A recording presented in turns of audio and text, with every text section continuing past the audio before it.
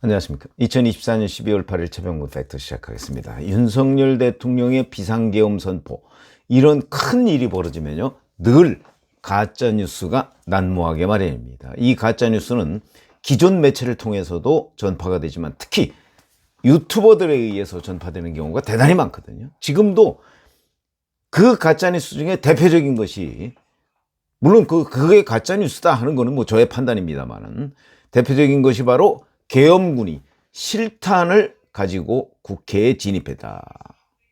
그게 저는 가짜뉴스라고 처음부터 그렇게 판단을 했습니다. 왜냐하면 우리 모든 일이 상식적으로 이루어지지 않습니까?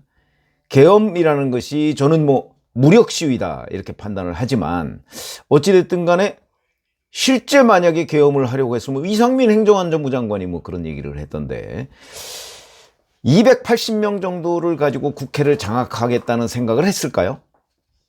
저는 뭐 그런 것부터가 하나씩 다 따져봐야 할 문제라고 생각을 합니다. 그 중에 이제 대표적인 것이 바로 실탄 문제인데, 글쎄 국회에 가서 그 계엄군이 국회를 장악할 때 상대로부터 뭐 총격이 가해질 위험이 진짜 1%라도 있습니까? 없죠. 그럼 국회에 실탄을 가지고 갈 이유가 없죠. 국회의원들을 뭐 살상하려고 했겠습니까? 설령 진짜 비상계엄을 했다고 쳐도. 그게 상식인데, 자, 경향신문, 노컷뉴스 등등 뭐 일부 유튜버는 뭐 말할 것도 없고요. 거기에 보면 이렇게 되어 있습니다. 계엄군이 실탄 상자로 추정되는 물건을 들고 국회에 진입했다는 의혹이 제기됐다. 당시 상황이 촬영된 영상 속에는 계엄군이 실탄 상자로 추정되는 물건을 소지한 모습이 있다. 근데 그럼 이 근거가 뭐냐? 사진과 함께 독자가 제공하다. 제가 그 썸네일에 사진 올려놨지 않습니까? 그게 물론 상자는 맞습니다. 실제 실탄? 글쎄 뭐 저는 군대 갔다 온 지가 하도 오래돼서 그런 정도의 상자에 실탄을 넣는 건 맞습니다. 근데 그 안에 든 거를 실탄인지 공포탄인지 모의탄인지 아니면 테이저건인지 어떻게 아는 거죠? 그냥 독자가 이거 실탄으로 추정됩니다 라고 얘기해서 제보하면 그래 실탄으로 추정되는 사진이 나왔다. 기자가 그렇게 쓰면 되나요?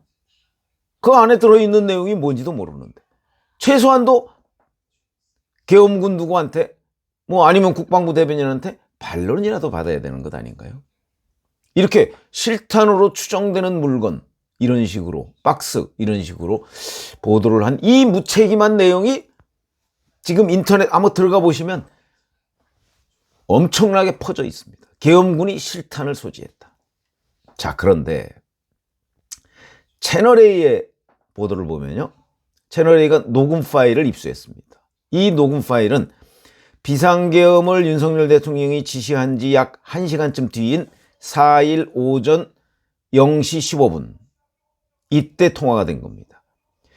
이 계엄군의 주요 지휘자, 그러면 뭐 김용현 국방부 장관 당시에, 그 다음에 뭐 박안수 육군참모총장, 뭐 수도방위사령관, 그 다음에 방첩사령관, 뭐 이런 정도인데, 그 군 지휘자 10명 중에 1명이라고 할 수 있는 수도방위사령부 예하의 군사경찰병력을 지휘하는 김창학 군사경찰단장이라는 사람이 먼저 출동한 대테러 초정조치팀의 특임중대장하고 통화를 한 거랍니다. 근데 그 내용을 보면 이거는 육성으로 나와 있습니다. 이 김창학 단장이 이렇게 얘기합니다.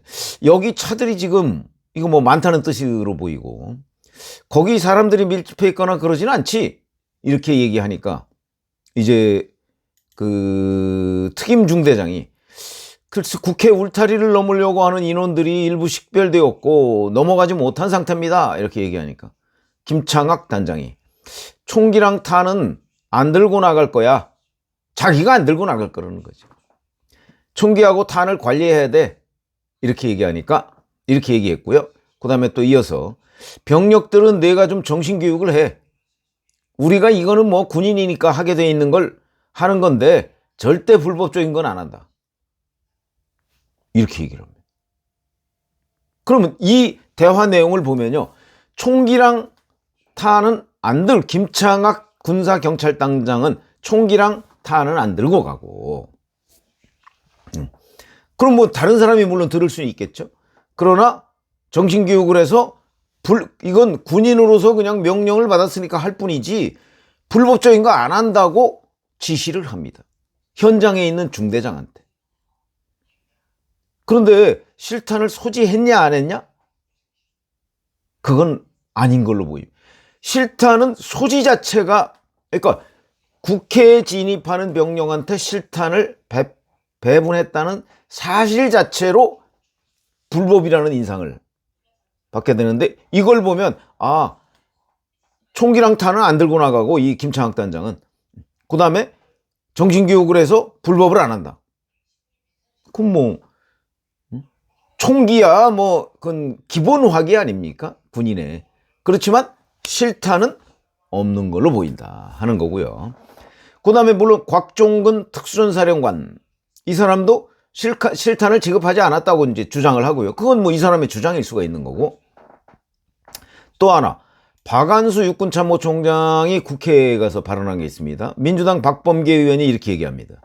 곽종근 특수전사령관이 통화하면서 테이저건과 공포탄 사용을 건의했느냐?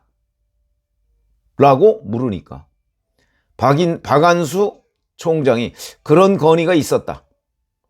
합참계엄과장과 합참차장을 포함한 4명이 해당 사안을 논의했다. 이렇게 얘기를 했습니다.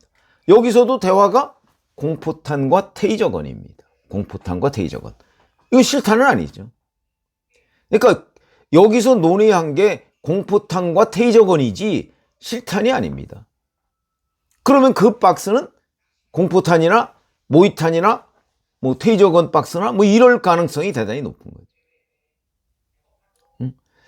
그리고 이 사람들의 대화, 그러니까 김창학 단장, 박안수 육군 참모총장 뭐 이런 사람들의 대화를 보면 실탄은 오히려 없었다고 보는 것이 맞는 이런 상황이고요.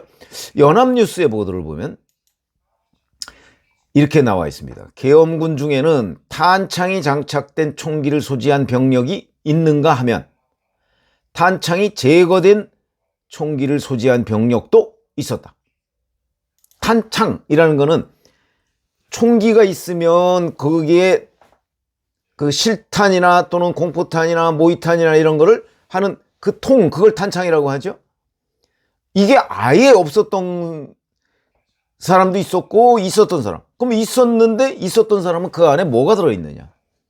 뭐 그거는 여기에 보도가 안 돼 있습니다. 이렇게 돼 있습니다. 탄창 박스도 취재진 카메라에 포착됐지만 이는 공포탄과 모의탄이 담긴 박스로 추정된다. 연합뉴스는 이렇게 보도했습니다. 그러니까 연합뉴스의 보도는 뭐 거기에 뚜렷한 근거는 나와 있지 않지만 군을 취재한 걸로 보입니다. 그러면 자 보세요.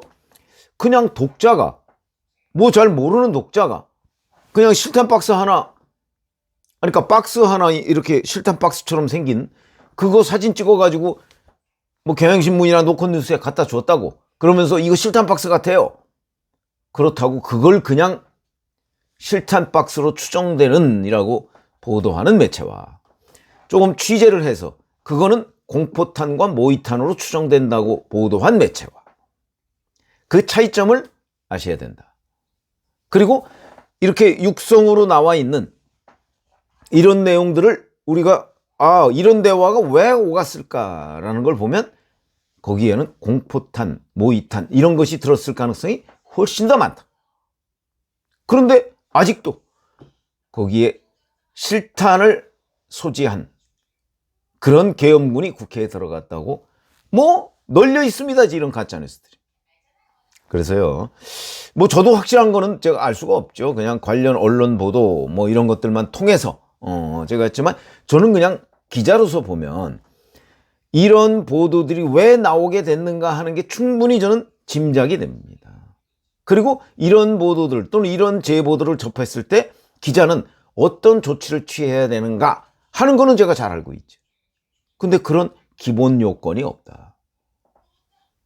그런 점에서 제가 보기엔 저보고 판단하라면 이건 가짜 뉴스들이다. 저는 이렇게 생각을 하고요. 그 실탄을 뭐 실수로 어떤 사람이 가지고 갔을지는 모르겠으나, 왜냐면 뭐 실제 거의 늘 가지고 다니죠. 총기는 가지고 다니죠, 기본적으로. 개인 확이니까. 그러나 실탄은 특별히 그 누군가가 허락하지 않으면 전시가 아닌 한 배분이 잘 안 됩니다. 그럼 뭐 다 아시지 않습니까? 저희 군대에 있을 때야 뭐 워낙 오래 전 얘기고, 그때도 저는 실탄 박스의 키는 별도로 들고 다녔습니다. 그렇기 때문에 이런 군대 내의 룰은 군대 갔다 온 사람이면 웬만큼 알 텐데, 근데 아직도 제가 보기에 가짜뉴스가 난무하고 있는데, 그 가짜뉴스를 제압한 통화 녹음이 나왔다 하는 것을 말씀을 드리고요.